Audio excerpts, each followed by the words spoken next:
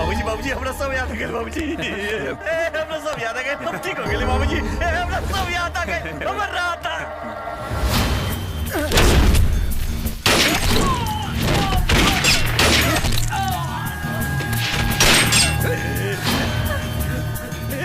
बाबूजी हमर राधा जिंदा भी है बेटा बेटा बेटा तू शांत हो बेटा, तू शांत हमर राधा जिंदा भी है जिंदा भी है हम बात करता नहीं बेटा, हम बात करता नहीं।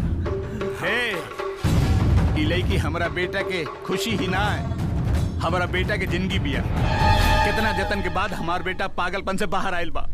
हम ही लड़की के एकरा जिंदगी से बाहर न जाए दे। जान ले विक्रम से जबान संभाल के बात करना तो मार अपना सीधे पारा। तोहरा मलिकाओं के जमीन ना, ये हमार पत्नी ही है पत्नी।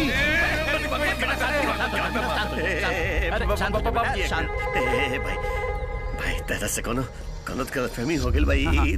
तार पत्नी नहीं के राधा भी है हमर। शांत हो जा बेटा, शांत हो जा बेटा।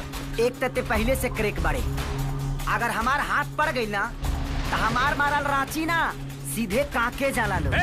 चुप, अब तोर आरती और हमारा बेटा के सेठ एक ही साथे सजी, बुझले?